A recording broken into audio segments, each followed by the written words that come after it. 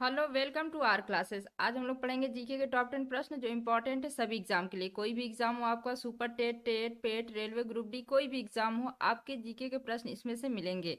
तो हम पढ़ते हैं प्रश्न नंबर 1। सूर्य तथा पृथ्वी के बीच न्यूनतम दूरी कब होती है? ऑप्शन ए 22 दिसंबर, ऑप्शन बी 21 जून, ऑप्शन सी 22 सितंबर, ऑप्शन डी 3 जनवरी। आंसर इसका ऑप्शन डी सही होगा, 3 जनवरी। अब जान लेते हैं इसके बारे में। पृथ्वी जब सूर्य के चारों ओर घूमती है तो पृथ्वी तथा सूर्य की बीच की जो दूरी है, दूरी में परिवर्तन होते रहते हैं। सूर्य तथा पृथ्वी के बीच न्यूनतम दूरी जो होता है वो 3 जनवरी को होती है, जबकि इनके बीच अधिकतम दूरी जो होता है वो 4 जुलाई को होता है। न्यूनतम कब होता है? 3 जनवरी को। और अधिकतम कब होता है? 4 जुलाई को होता है। न्यूनतम दूरी जो है 3 जनवरी को होती है, तो इस घटना को हम क्या बोलते हैं? उपसौर बोलते हैं। और अधिकतम दूरी जो 4 जुलाई को होती है, इस घटना को क्या बोलते हैं? अपसौर बोलते हैं। क्या बोलते हैं? प्रश्न नंबर 2। जब पृथ्वी सूर्य से न्यूनतम दूरी पर होती है तो पृथ्वी को इस अवस्था को कहा जाता है? क्या कहते हैं? ऑप्शन ए अपसौर, ऑप्शन बी उपसौर, ऑप्शन सी अपभू, ऑप्शन डी उपयुग। आंसर इसका ऑप्शन बी सही होगा, उपसौर। मान लेते हैं कि अपसौर उपसौर किसे कहते हैं। कि पृथ्वी के परिक्रमण गति के दौरान 4 जुलाई को पृथ्वी अपने अक्ष से सूर्य से अधिकतम दूरी मतलब कि 15.2 करोड़ किमी पर होती है। इस स्थिति को सूर्याच कहते हैं। 3 जनवरी को पृथ्वी सूर्य के निकटतम दूरी पर 14.73 करोड़ किमी पर होती है। इस स्थिति को क्या बोलते हैं? उपसौर कहते हैं। प्रश्न नंबर 3। सूर्य से पृथ्वी की अधिकतम दूरी कब होती है? ऑप्शन ए 4 जुलाई, ऑप्शन बी 30 जनवरी, ऑप्शन सी 22 सितंबर, ऑप्शन डी 22 दिसंबर। अभी हम आंसर इसका क्या है? 4 जुलाई। 4 जुलाई को क्या होता है? सबसे अधिक दूरी होती है सूर्य और पृथ्वी के बीच में, उसे हम क्या बोलते हैं? अपसौर बोलते हैं। प्रश्न नंबर 4। पृथ्वी की अपनी धुरी पर घूमने की गति कम सर्वाधिक होती है? ऑप्शन ए 3 जनवरी, ऑप्शन बी 22 जुलाई, ऑप्शन सी 4 जुलाई, ऑप्शन डी यह गति सदा समान रहती है।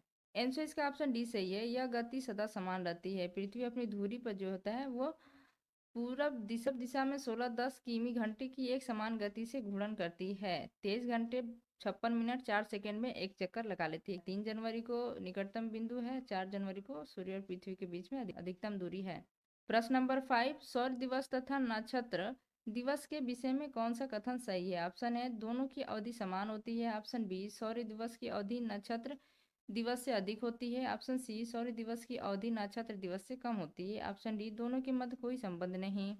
आंसर इसका ऑप्शन बी सही है, सौर दिवस की अवधि नक्षत्र दिवस से अधिक होती है। सौर दिवस जब अब एक निश्चित मध्यात रेखा पर सूर्य उत्तरोत्तर 2 बार गुजरता है तो इसमें लगा समय सौर दिवस कहलाता है। इसकी अवधि 24 घंटे होती है। प्रश्न नंबर 5। निम्नलिखित में किनके बीच की औसत दूरी को खगोलीय एकक कहा जाता है? ऑप्शन ए पृथ्वी तथा सूर्य, ऑप्शन बी पृथ्वी तथा चंद्रमा, ऑप्शन सी बृहस्पति तथा सूर्य, ऑप्शन डी कुबेर तथा सूर्य। ऐसे इसका ऑप्शन ए सही है, पृथ्वी तथा सूर्य। पृथ्वी तथा सूर्य की दूरी को खगोलीय एकक कहा जाता है। एक खगोलीय मात्रक बराबर होता है 1496 × 1011 मीटर। दूसरा है खगोलीय एकक दूरी का मात्रक है। पृथ्वी से सूर्य की दूरी 15 करोड़ किमी है। प्रश्न नंबर 7। पृथ्वी से सितारों की दूरी को किस इकाई में नापते हैं? ऑप्शन ए प्रकाश वर्ष, option B fathom, option C nautical mile, option D kilometre. Answer इसका ऑप्शन ए सही है, प्रकाश वर्ष। तारों की दूरियां प्रकाश वर्ष में व्यक्त की जाती है। एक प्रकाश वर्ष उस दूरी को कहते हैं जो प्रकाश 3 लाख किमी प्रति सेकेंड की चाल से एक वर्ष में तय करता है। अतः प्रकाश वर्ष दूरी का मात्रक और इसका मान जो होता है वो 9.4 × 1012 किलोमीटर अथवा 9.4 × 1015 मीटर है। प्रश्न नंबर 8। चंद्रमा की सतह पर किसी वस्तु का खाली स्थान होता है? ऑप्शन ए द्रव्यमान तथा भार कम होता आता है, ऑप्शन बी द्रव्यमान स्थिर रहता है तथा केवल भार में कमी आती है, ऑप्शन सी केवल द्रव्यमान में कमी आती है, ऑप्शन डी द्रव्यमान तथा भार दोनों यथावत रहते हैं। आंसर इसका ऑप्शन बी सही होगा, द्रव्यमान स्थिर रहता है तथा केवल भार में कमी आती है। अब जान लेते हैं इसके बारे में कि पृथ्वी की अपेक्षा चंद्रमा पर जो गुरुत्वीय त्वरण का मान जो होता है वो 1/6 रहता है। इस द्रव्यमान किसी पदार्थ में उपस्थित मात्रा को द्रव्यमान कहते हैं, जबकि पृथ्वी जिस बल से किसी वस्तु को अपनी ओर खींचती है उस बल को उस वस्तु का भार कहते हैं। भार बराबर क्या होता है, द्रव्यमान गुरुत्व त्वरण होता है, मतलब W बराबर mg। प्रश्न नंबर 9, ऑस्ट्रेलिया में सबसे लंबा दिन खाली स्थान होता है, कब होता है? ऑप्शन ए 21 जून, ऑप्शन बी 22 सितंबर, ऑप्शन सी 22 दिसंबर, ऑप्शन डी 23 मार्च। आंसर इसका ऑप्शन सी सही है, 22 दिसंबर। अब जान लेते हैं इसके बारे में कि ऑस्ट्रेलिया में सबसे लंबा दिन 22 दिसंबर को होगा, क्योंकि इस तिथि को सूर्य की किरणें जो होती हैं वो मकर रेखा पर लंबवत पड़ती हैं। चूंकि ऑस्ट्रेलिया दक्षिणी गोलार्ध में स्थित है, अतः इसलिए इस तिथि को दक्षिणी गोलार्ध में दिन जो होता है वो बड़ी होती है और रातें छोटी होती हैं। लेकिन उत्तरी गोलार्ध में क्या होता है, वो दिन छोटी होती है और रात बड़ी होती है। अगर उत्तरी गोलार्ध में पूछ देता तो क्या होता, सबसे छोटा दिन होता।